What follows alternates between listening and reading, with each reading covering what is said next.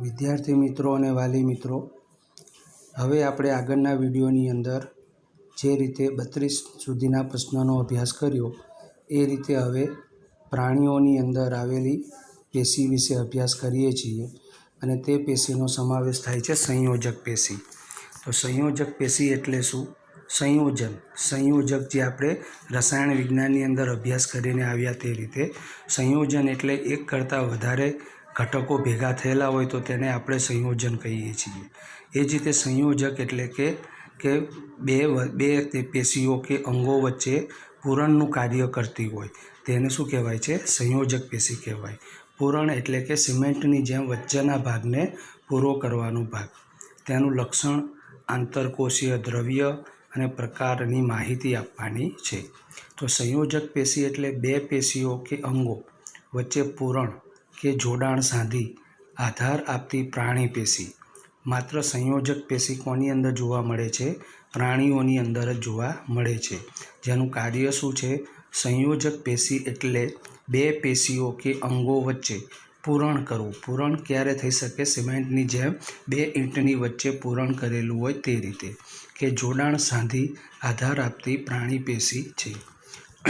તેના લક્ષણો છે: પેશીના કોષો એકબીજા સાથે ઓછા જોડાયેલા અને તેમની વચ્ચે આવેલા વધારે પ્રમાણમાં આંતરકોષીય આધાર દ્રવ્યમાં ગોઠવાયેલા હોય છે.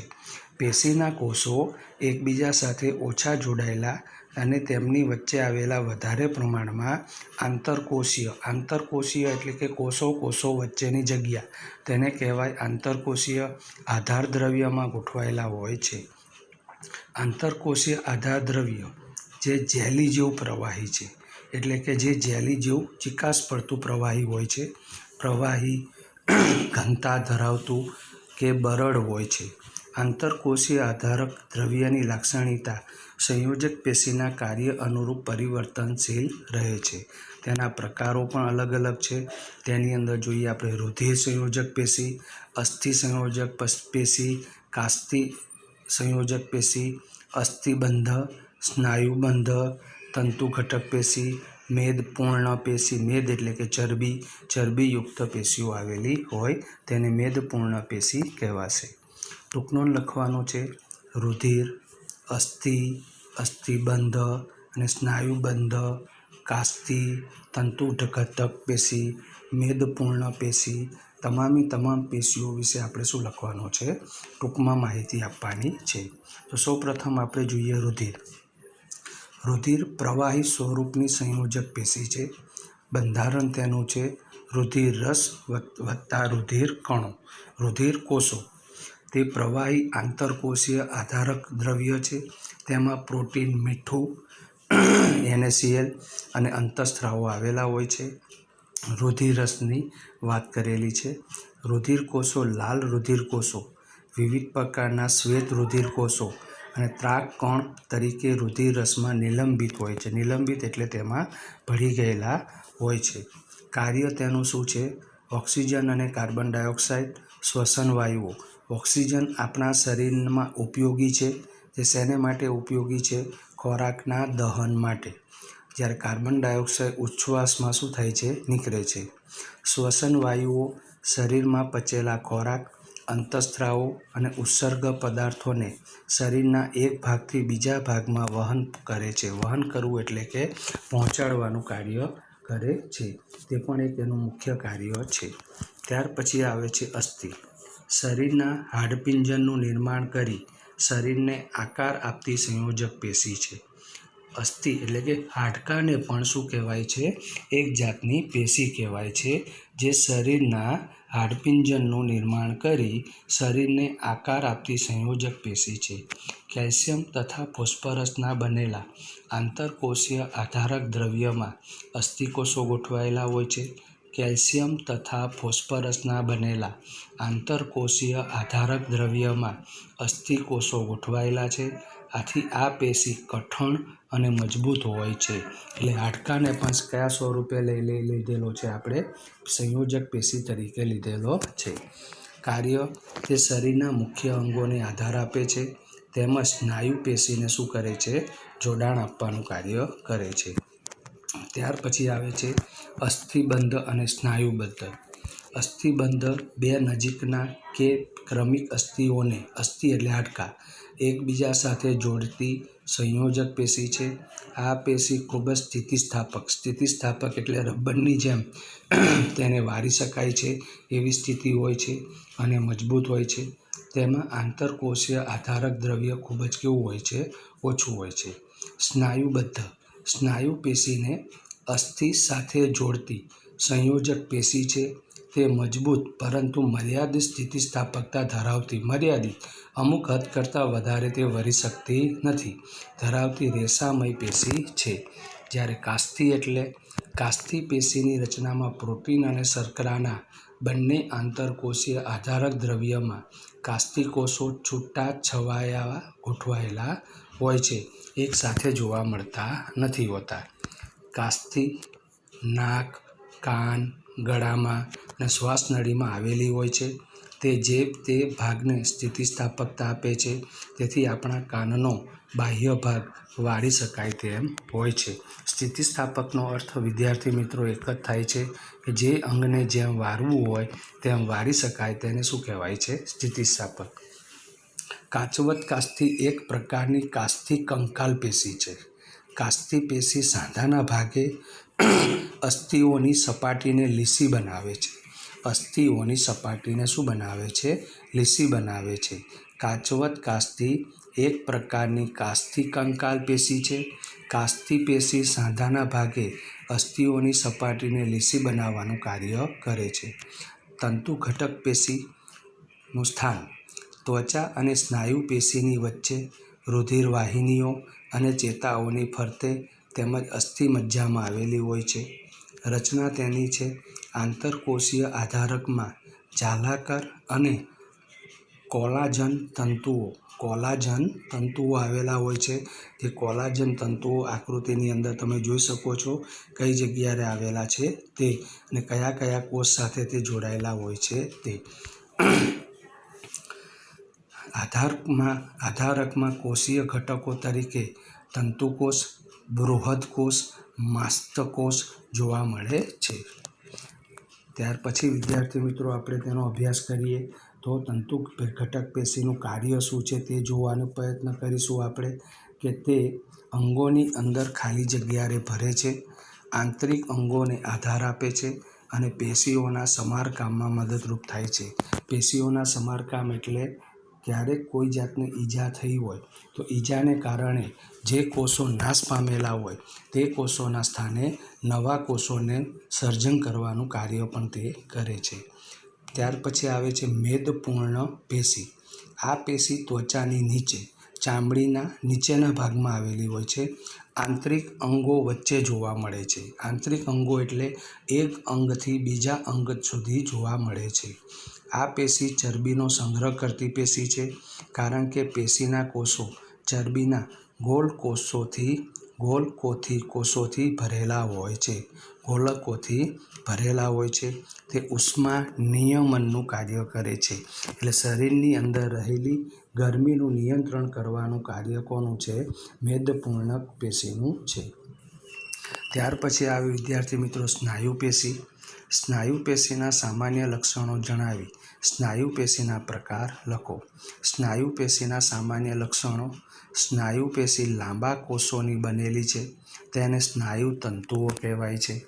સ્નાયુ તંતુઓના વિશિષ્ટ પ્રકારનું સંકોચનશીલ એટલે કે સંકળાઈ શકે તે રીતે હોય છે.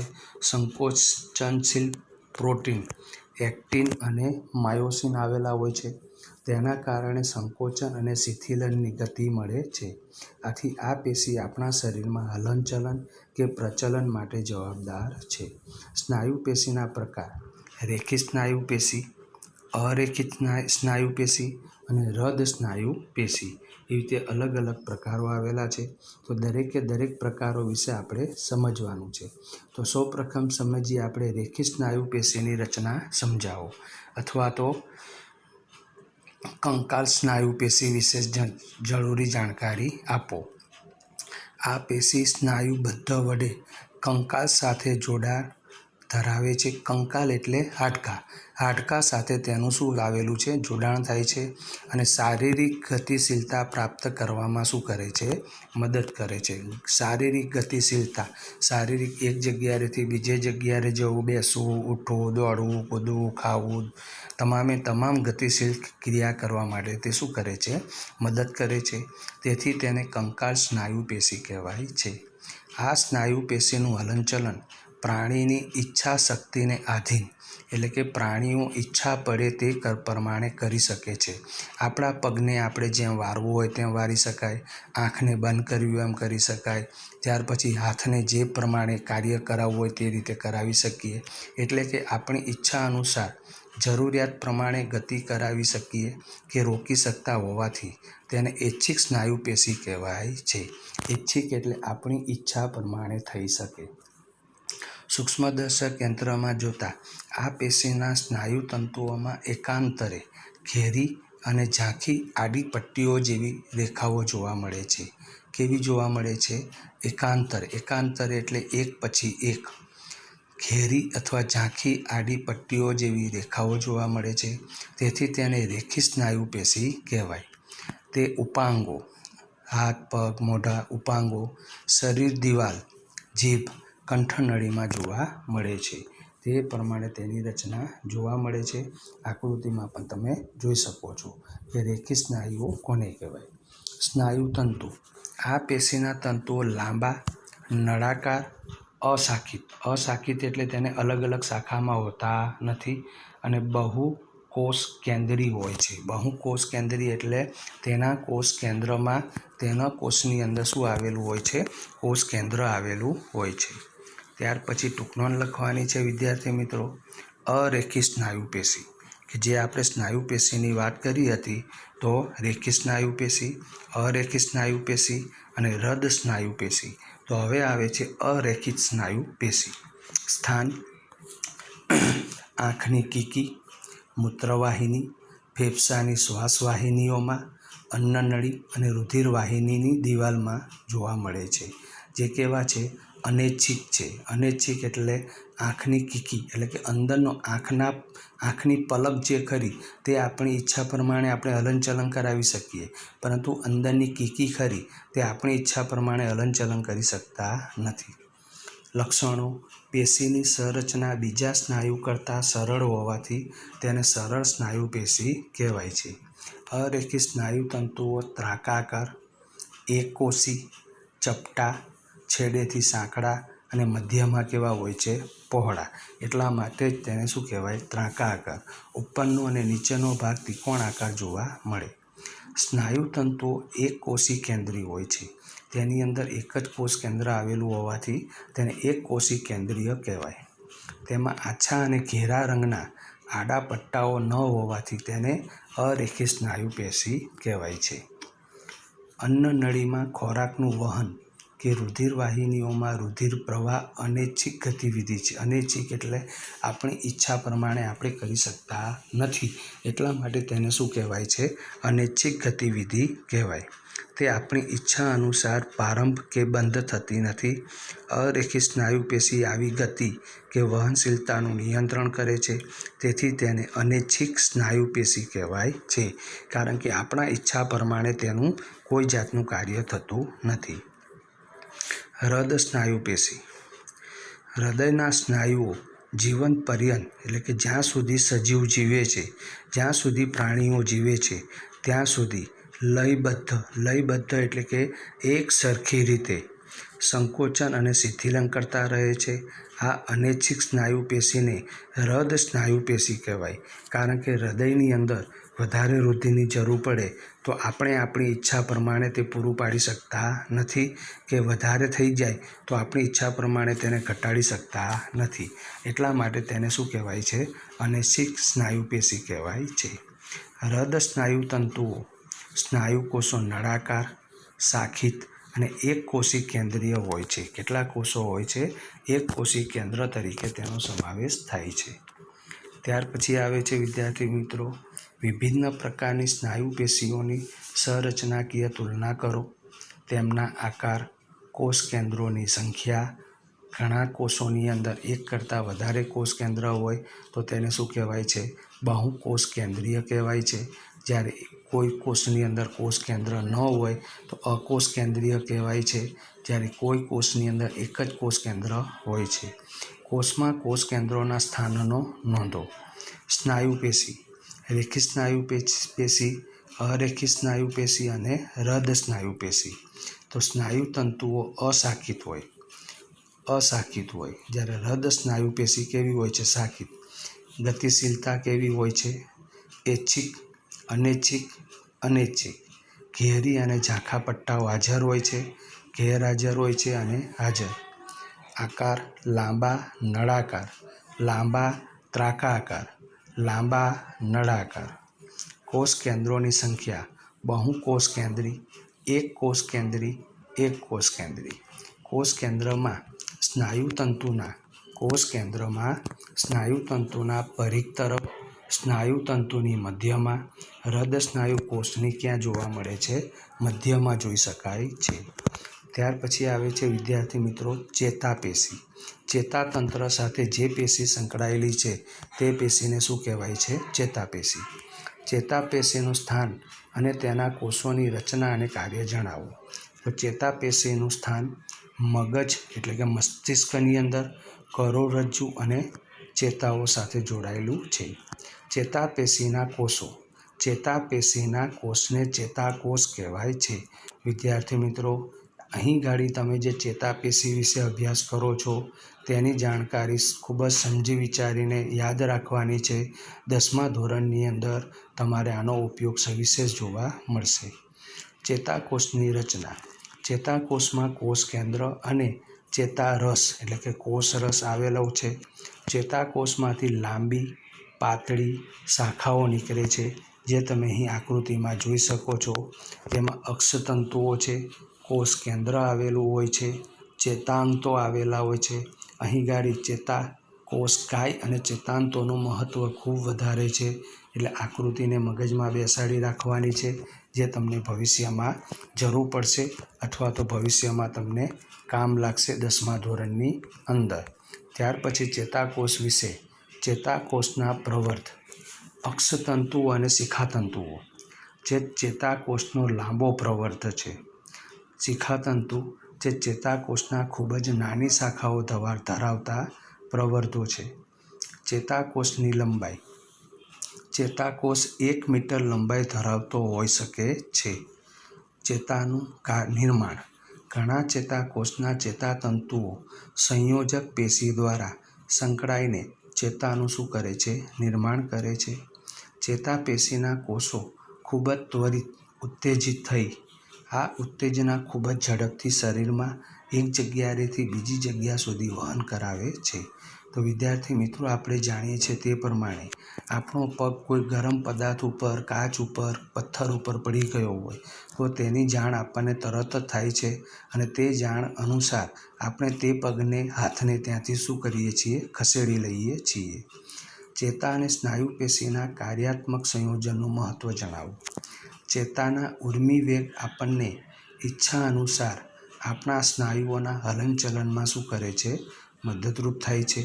સ્નાયુઓના હલનચલન અંગને ગતિશીલતા આપે છે. ગતિશીલતા એટલે કે આપણો હાથ કોઈ ગરમ પદાર્થ ઉપર, કાચ ઉપર, ખીલી ઉપર પડી ગયો હોય તો તે આપણે તરત જ ગતિ કરીને તેને શું કરીએ છીએ? લઈ લઈએ છીએ. સામાન્ય રીતે બધા જ સજીવોમાં ચેતા અને સ્નાયુ પેશીઓનું કાર્યાત્મક સંયોજન પાયારૂપ છે. આ સંયોજન ઉત્તેજનાને અનુલક્ષીને પ્રાણીઓને ઝડપી ગતિશીલતા આપે છે. એવી પેશીનું નામ આપો કે જે આપણા શરીરને ગતિ આપવા માટે જવાબદાર છે. કઈ છે? સ્નાયુ પેશી. ચેતાકોષ દેખાવમાં કેવો લાગે છે? ચેતાકોષ દેખાવમાં પૂંછડિયા તારા જેવો દેખાય છે. જે પૂંછડિયો તારાને આપણે ધ્રુવના તારા તરીકે ઓળખીએ છીએ. હૃદ સ્નાયુ પેશીના 3 લક્ષણો આપો. તો હૃદ સ્નાયુ પેશીના 3 લક્ષણો. તે અનૈચ્છિક સ્નાયુ પેશી છે. અનૈચ્છિક એટલે હૃદ સ્નાયુ પેશી આપણી ઈચ્છા પ્રમાણે હલનચલન કરી શકતી નથી. સ્નાયુતંતુ નળાકાર, શાખિત અને એક કોષી કેન્દ્રી છે. તે જીવન પર્યંત લયબદ્ધ રીતે સંકોચન અને શિથિલન કરે છે. જ્યાં સુધી સજીવ શરીરની અંદર જીવ છે, જ્યાં સુધી સજીવ શરીર જીવી રહ્યા છે, ત્યાં સુધી સંકોચન અને શિથિલનનું કાર્ય લયબદ્ધ એકસરખી ગતિથી થાય છે. તંતુ ઘટક પેશીના કાર્યો કયા છે? તો તંતુ ઘટક પેશીના કાર્યો પેશીઓના સમારકામમાં મદદરૂપ થાય છે. સમારકામ એટલે કે વાગવાને કારણે અથવા તો જૂના કોષોના સ્થાને નવા કોષોનું નિર્માણ કરવા માટે તંતુ ઘટક પેશીનો ઉપયોગ થાય છે. આંતરિક અંગોને શું આપે છે? આધાર આપે છે. આંતરિક અંગો એટલે શરીરની અંદર રહેલા અલગ અલગ હાડકાં છે, અલગ અલગ ભાગ છે, તેને અંગોને શું આપવાનું કાર્ય કરે છે? આપણને સ્થાન અથવા તો તેને મજબૂતાઈ આપવાનું શું કરે છે? કાર્ય કરે છે. તો વિદ્યાર્થી મિત્રો, અહીં ગાડી આપણે 6થું ચેપ્ટર પૂરું થાય છે. તો 6થા ચેપ્ટરની અંદર જેટલા પણ પ્રશ્નો છે તેને ખૂબ વ્યવસ્થિત તૈયાર કરવાનો આગ્રહ રાખો, જેથી કરીને હવે પછી આપણે જે વિડીયો જોવાના છે તે આપણે ભૌતિક વિજ્ઞાનને લગતા વિડીયો જોવાના છે.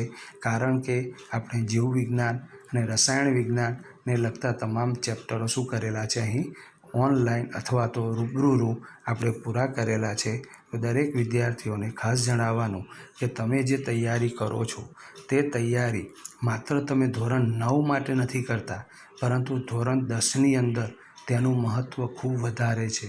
ધોરણ 10ને અનુલક્ષીને, કારણ કે અહીં ગાડી તમે જેટલા પણ સવાલો જુઓ છો, ચેતાકોષ છે, પેશી કોને કહેવાય, કોષ કોને કહેવાય, તો તમામે તમામ પોઈન્ટનો ઉપયોગ તમારે ધોરણ 10ની અંદર આવશે અને આવશે. તો દરેક વિદ્યાર્થીઓએ ધોરણ 10ને અનુલક્ષીને તમામે તમામ સવાલના જવાબને શું કરવાના છે? તૈયાર કરવાના છે. તો ધોરણ 10ની અંદર જ્યારે પણ કોઈ સવાલ તમારી સામે આવે અને અહીં ગાડી પેશી કે કોષો વિશે અભ્યાસ આવે તો ધોરણ 9 તમને યાદ આવવું જોઈએ, જેથી કરી તમે વ્યવસ્થિત તૈયાર કરી શકો છો.